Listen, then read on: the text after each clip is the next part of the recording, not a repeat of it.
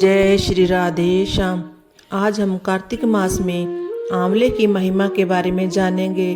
कार्तिक मास के शुक्ल पक्ष की चतुर्दशी का नाम बैकुंठ चतुर्दशी है। इस दिन आंवले का पूजन करें। आंवले का वृक्ष सब पापों का नाश करने वाला है। इस दिन आंवले के वृक्ष की छाया में जाकर राधा सहित श्री कृष्ण जी का पूजन करना चाहिए।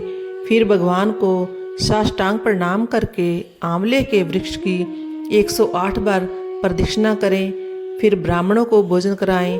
यथाशक्ति दक्षिणा से उन्हें प्रसन्न करें। इस प्रकार ब्राह्मण के प्रसन्न होने पर श्री हरि भी प्रसन्न होते हैं। इस विषय में स्कंद पुराण में कथा है कि पूर्व काल में जब सारा संसार कारणव जल से निमग्न हो गया था, समस्त चराचर प्राणी नष्ट हो गए थे।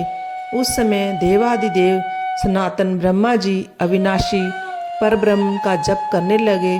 तब जप करते हुए उनके आगे श्वास निकला। साथ ही भगवत दर्शन के अनुरागवश उनके नेत्रों से जल निकल आया।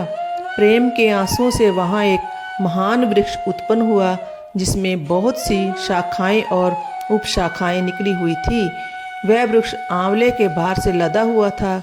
सब वृक्षों में सबसे पहले आंवला ही प्रकट हुआ, इसलिए उसे आदिरोग कहा गया है। इस प्रकार ब्रह्मा जी ने पहले आंवला उत्पन्न किया, फिर समस्त वनस्पति और प्रजा की सृष्टि की। जब देवता आदि की भी सृष्टि हो गई, तब सब देवता उस स्थान पर गए जहाँ आंवले का वृक्ष था। उसी समय आकाशवाणी हुई, यह आंवले का वृक्ष सब वृक्षों में श्रेष्ठ है, क्योंकि यह भगवान विष्णु को प्रिय है। इसके स्मरण मात्र से मनुष्य गोदान का फल प्राप्त करता है। इसके दर्शन से दुगना और फल खाने से 3 गुना पुण्य प्राप्त होता है। अतः सर्वथा प्रयत्न करके आंवले के वृक्ष का सेवन करना चाहिए। भगवान को प्रिय होने से यह सब पापों का नाशक है। समस्त कामनाओं की सिद्धि के लिए भी आंवले के वृक्ष का पूजन उचित है। कार्तिक मास में सब प्रकार से यत्न करके आंवले की छाया में बैठकर श्री कृष्ण की प्रतिमा के सम्मुख कथा श्रवण करें। जो व्यक्ति कार्तिक में आंवले और तुलसी की माला धारण करता है, उसे अत्यंत पुण्य की प्राप्ति होती है।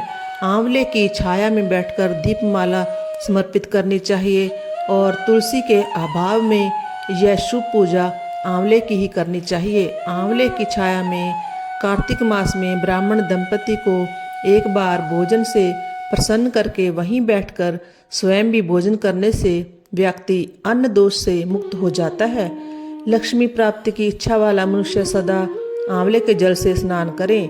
नवमी, अमावस्या, सप्तमी और संक्रांति के दिन तथा रविवार, चंद्र ग्रहण व सूर्य ग्रहण के अवसर पर आंवले से स्नान नहीं करना चाहिए। जो मनुष्य आंवले की छाया में बैठकर पिंडदान करता है, उसके पितर भगवान विष्णु के प्रसाद से मोक्ष को जाते हैं। जिसके शरीर की हड्डियां आंवले के जल से धोई जाती हैं, वह फिर गर्भवास में नहीं जाता।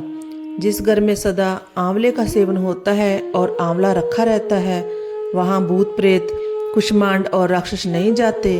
अतः आंवले की अनंत प्रकार की महिमा स्कंद पुराण और पद्म पुराण में कही गई है। जय जय श्री राधे श्याम।